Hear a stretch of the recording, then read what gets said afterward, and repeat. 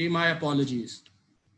Assalamu alaikum and very good evening to all of you. I'm extremely delighted to welcome Honorable Chief Guest, Dr. Abdul Hafiz Sheikh Saab, and a guest of honor, Chairperson FPR, Ms. Nausheen Amjad Saiba.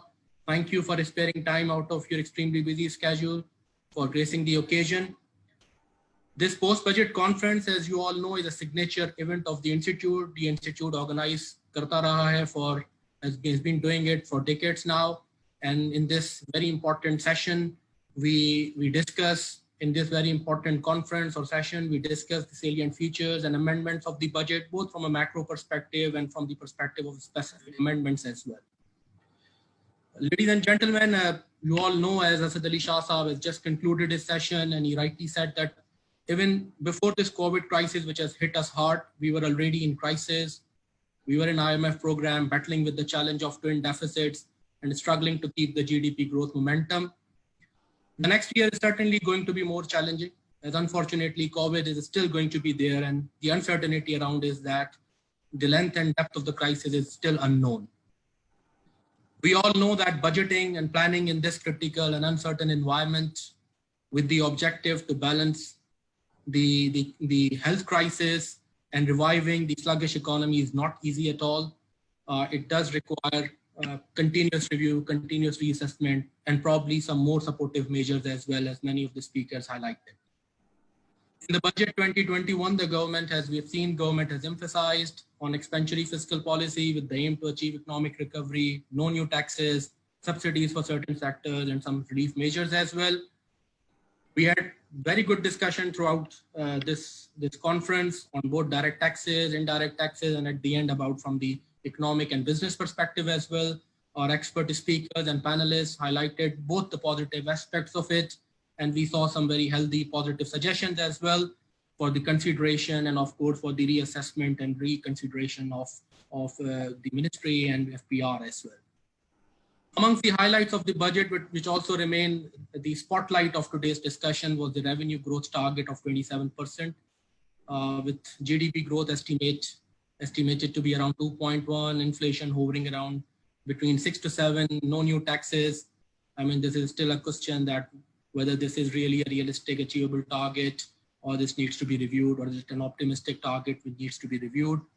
We would love to hear from the Chairperson FPR and of course Dr. Hafiz Saab about this as well. We have also seen a cut in the PSTP this year. Of course, the fiscal deficit containing is also an important aspect. Will we be able to achieve the required and the hope, what we hope, the revival of the economy with some growth? With this cut, we will also learn from Dr. Saab and Chairperson FPR as well. So without deliberating too much on it, I again warmly welcome Dr. Saab and Chairperson FPR, and over to you, Ashfaq Saab. Thank you very much, Khalil Saab. As everybody is saying that this was a gigantic task to author this budget, and we have the author of this budget with us. I know it's a difficult phase for him and his team to conceive this budget.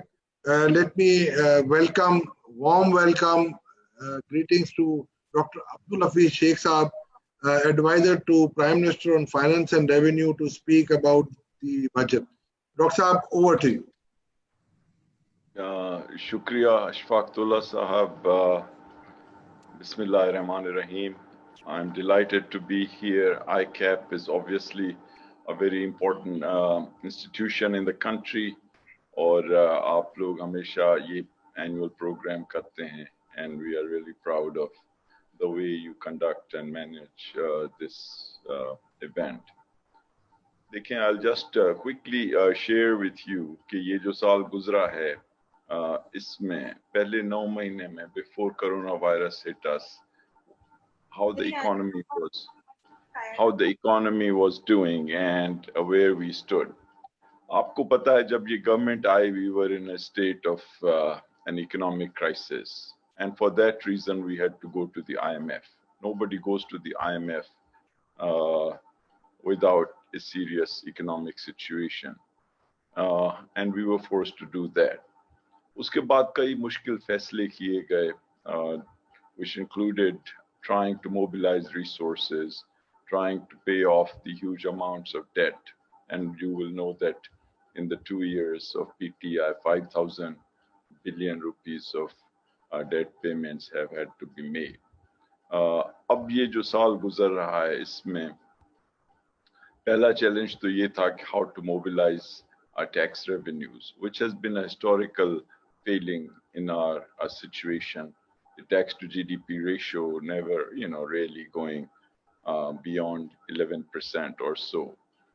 So I think the efforts of the FBR were pretty good.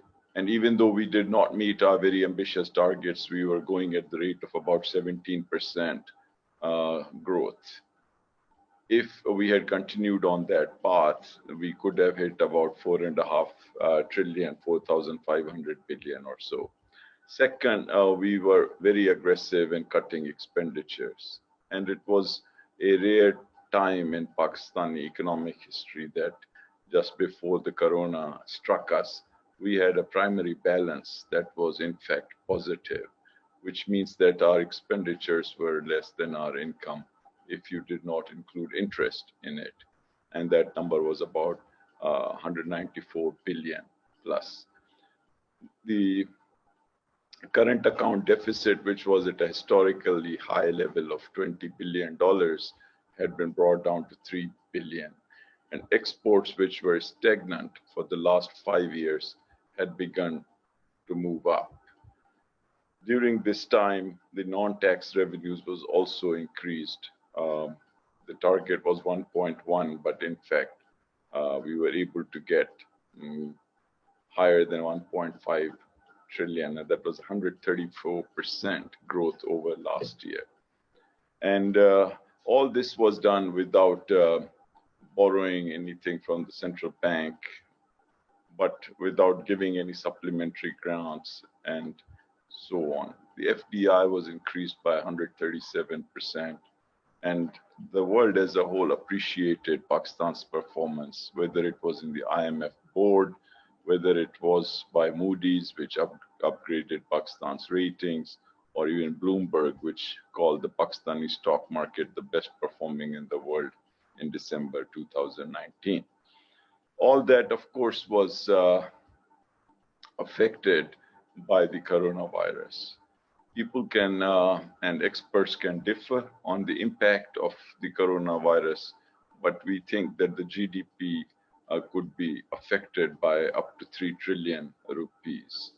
At the same time, as I said, if we were heading in a revenue collection of about 4.5, and now we are reaching about 3.9, that means there's a 600 billion plus loss on the revenue side. Exports are down, remittances are down, employment is down, large-scale manufacturing is down, retail trade is down, and clearly, it's a big calamity. So the first reaction of the government was to try and do something about it, and in that case, we came out with the coronavirus stimulus package, in which about 16 million Pakistanis are being given cash transfers, and small and medium enterprises, their principal has been deferred by up to a year. Their payroll expenses are being financed through subsidized schemes.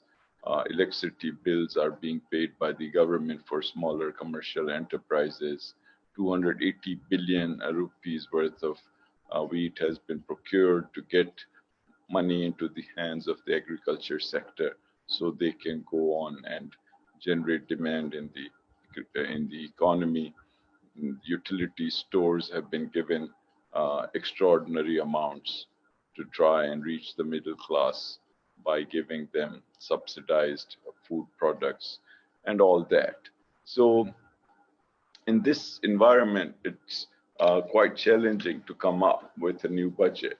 Anyway, the philosophy of the new budget was threefold. First, that we should have no new taxes, because we did not want that at this time, when the economy is in a severe, historic contraction, that we should further burden the existing taxpayers with new taxes. The second was to try and give as much relief as possible, first to our citizens and second to our businesses, because we have to strike a good balance between protecting the health and safety of our people, but at the same time ensuring that the economy does not suffer in such a way that the lives of individuals become even more hard pressed than they are anyway. So, what were some of the key points in the new budget?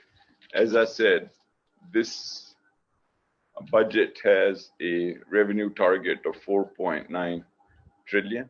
Some people think it is ambitious, and I can sort of agree with that because in this time it does appear ambitious. At the same time, it's very hard to be certain or be confident about making forecasts because we just don't know how long the coronavirus will be around, whether its severity will increase. So we have to be a little humble about our capacity for giving correct forecasts. But if the coronavirus begins to recede and in the next, after a quarter or so, the economy really picks up, then this target would, I think, over the year as a whole, be achievable. Second is that we thought we will reduce the cost of doing business for our businesses. So about 1,600 tariff lines, their tariffs and duties were brought down to zero. This means it could cover up to 20,000 raw material items. And that would be about 20% of the entire imports that we have struck the duties to zero. And that's going to be, I think, having a salutary effect on cost of doing business because these are all raw materials. Similarly, we have brought down the duties on about 200 other items, and those are intermediate inputs. And we have tried also to bring down the regulatory duty on another 166 tariff lines. We've lowered the withholding tax on imports of raw material, intermediate goods to 1 to 2% from 5.5%, and especially on imports of capital machinery, we have brought it down to 1% from 5.5%. The FED, the federal excise duty on cement, has been reduced to 1.75% from 2%, and the general sales tax has been lowered for retail outlets which are connected to the FBR, the POS point of sale, from 14 to 12%. For hospitality sector, we have minimum taxes reduced. We have given exemptions of duties and taxes on diagnostic kits for cancer and corona, and CNIC threshold has been increased from 50,000 to 100,000, minimum tax reduced for hotels, marriage halls, etc., removal of withholding tax on school fees, marriage halls, and so on, and withholding agent threshold enhanced to 100 million from 50 million, and so on. On the expenditure side, we have tried to be, again, very aggressive. We have, in fact, reduced the nominal budget of the civil government, and we have not increased the military expenditure in real terms. We have tried also to protect two of our flagship programs. The first is the public sector development program, where the number is retained at 650 billion because it's more than last year's actual utilization. And similarly for EHSAS program, which is a very successful and I think much appreciated program, the number has been increased to 207 billion rupees. Because what we want to do really is, on the one hand, ensure that business activity picks up and the adverse effects of the lockdown are minimized, and on the other hand, to ensure that the people who are the most vulnerable, the poorest, the ones with the least capacity for generating income on their own, to be provided cash transfers and liquidity so that they can, survive this period of hardship and play their part in the economy subsequently. So this is where we are. Our hope is that we can achieve the growth, GDP growth target of, 2%. And like I said, a lot depends on how events unfold, not just domestically, but internationally. Because if the corona affected countries get going soon enough, then the demand for our exports will pick up. And that also will mean that our own economic activity will be positively affected. So this is where we are. I'm happy to respond to any questions if there's a system for doing that. Otherwise, it's been a pleasure to talk to you. And I want to again thank ICAP and Mr. Tola and Mr. Khalilullah Sheikh Saab. And I see Asad Ali Shah Saab also is there. So thank you very much for inviting me. Thank you very much, Sheikh Saab. You are always very generous to ICAP, and this is second program in 2 months, and we'll keep disturbing you every month. Don't worry. So now we have Madam Nausheen Amjad, Chairperson FBR, and our guest of honor. May I request Madam to kindly say a few words about today's budget conference and budget as a whole. Madam Nausheen. Thank you, sir. Thank you, everybody. Sir, we all thank you. So much, Ishfaqullah Saab, and I'm thankful to ICAP and it's always a pleasure being in this conference because it's such a mature and old organization, and it has been holding this post-budget and pre-budget conferences every year, and it is one of the hallmark of ICAP. And I apologize for missing the pre-budget conference, but I made sure that I have to attend the post-budget conference. And already Sheikh Saab has said a great deal about the circumstances in which this budget was made, because it's a very unusual situation which the whole world is facing right now. And we are also facing, it was never ever thought or envisaged that we will be coming across this kind of a situation in our life. So in these unusual circumstances, this budget was prepared. So it has totally a different dimension to what we have been used to seeing. And the first and the foremost thing is that no new taxes have been levied. This is the first time in the history of Pakistan that a budget has been presented which is without any tax measures. And I was listening to Asad Ali Shah because there was an overlap of the last session and this session. And I know that the business conditions are not good at all. And there are a lot of expectations that people are having. But at the same time, I would I just want to reiterate that, the fiscal space is very, very limited. We all wanted, while making this budget, to give some comfort or some breathing space to as many businesses as possible. But you all are very well aware that unfortunately, things went nosedive. And I'll just share briefly the figures with you that indicate that though the last year's budget was also very ambitious, keeping in mind the growth rate that the economy was experiencing at that time, but we did make a good effort of having the overall 17%. And The income tax was growing at 18% and sales tax 25%, FED 21%, and custom minus 4%. And this was because of the compression policy that government itself introduced in the last budget.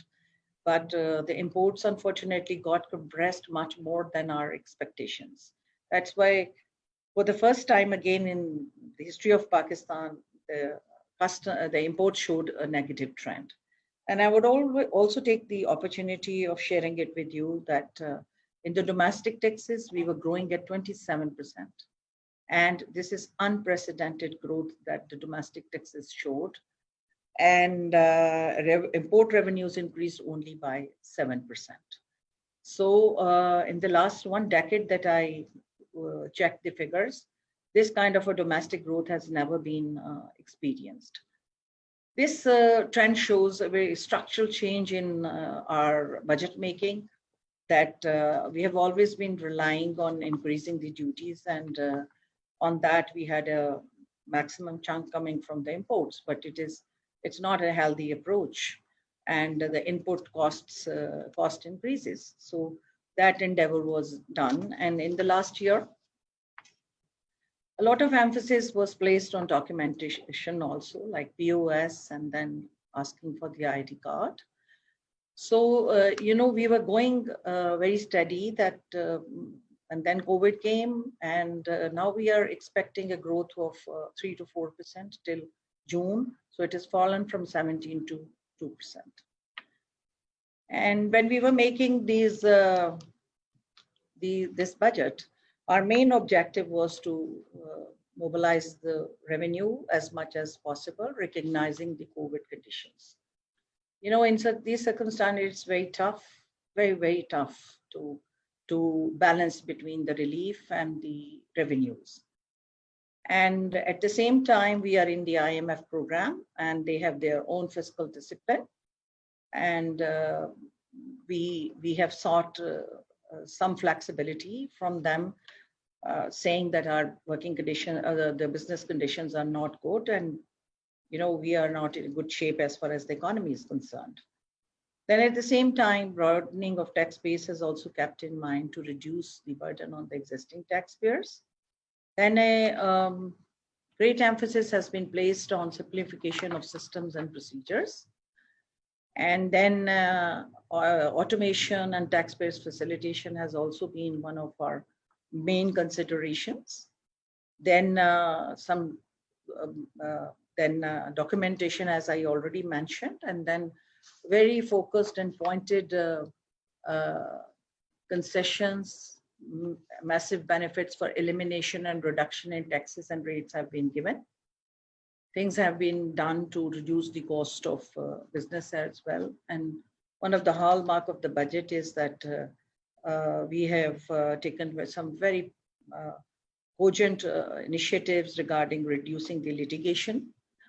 And we have revamped our alternate dispute resolution system that we had, and given quite a big concession of, I'll not repeat what Advisor Saab has already done, that the rates and taxes reductions that he has mentioned because of the paucity of time. So I'll just focus on things that he has not mentioned.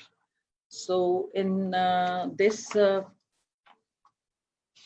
budget, on litigation, we have introduced, enabled the negotiated assessments.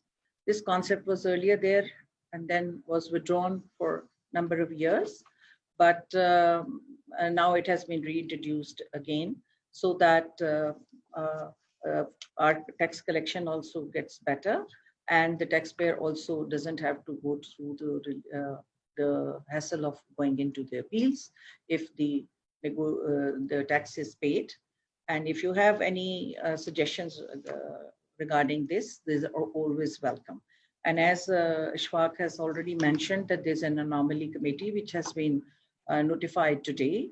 So we are expecting that you will give us good suggestions and to make it even better. Then revival of dispute resolution, and this also earlier it was that the whatever decision was taken in the ADRC was not binding on us. So now this has been done away with, and whatever happens there is binding on us. And the taxpayer still will have the right to go in appeal as well. So we are expecting that people will come in this, and the revenue which is stuck in courts and in appeals are going to be resolved. And with this, we can, in future also, we are expecting that we will get the taxes, then e-assessment is being introduced, in which audit system is totally revamped. The selection for the audit as well as the procedure for doing the audit is also being revamped. Then automated refunds, as you know that whenever something like COVID comes, it does bring some blessings also. I won't say that that's a blessing, but we it charges our mind to think on things which we maybe in the normal circumstances we do not focus much on that. So as there was a restriction on gatherings, so we thought that this can be a good idea to just have automated system. Only cell takes was automated. Then duty drawback has been automated totally, and we dispersed about 20 billion without any human interaction, and 48 billion other than faster refunds were given. And in the income tax, yes, I do admit, because of the this manual system, entire manual system and income tax refunds that we have been a little slow in just giving the refunds. But up till now, I have been told that 5 billion worth refunds have been issued from rupee 1 million to rupees 5 million to all the taxpayers whose refunds are valid by the computer, and they have also given the IBAN. So I would also request that please pass it on to the taxpayers that they have to update their IBAN system. And very soon this is going to become a regular system. So there's no going to office and getting a check, or no hassle of waiting for the advice and all these things. So then in track and trace also, we are very cognizant of the fact that documentation is not to that level, and the ones who are in the tax net are having the burden of those who are not in the tax net. So point of sale was introduced last year, and I would like to share it with you that 6,616 the point of sales were installed. But this time we have set a target for us to take it to 15,000. And as the businesses have opened, so we are now going to come start doing this exercise again to bring it at some level where other people can also, why only 6,000 should come. And our ultimate target is to take it to 25,000 cases, and then slowly and gradually take it to other taxpayers also. So now I would like to I'll just say thank you once again. And had the COVID not been there, I would have been in Karachi, my city, where I've been for 25 years, and I miss that. I would have come personally. So it's so good to see you all, and thank you from my side. If there are any questions? Thank you very much. Thank you very much, madam. This is not a question answer session, hence there will be no question. So, आपको बहुत-बहुत शुक्रिया. I am extremely grateful to Hafiz Sheikh Saab for his presence. Second time in 2 months, and to you always blessed us with your presence.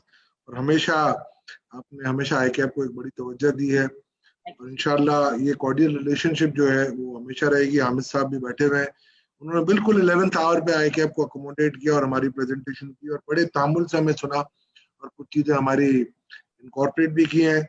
Hamid Saab, a lot more to come for you and for me now. So we both have to face now, and inshallah we'll be resolving the technical side now, and we'll try to manage it.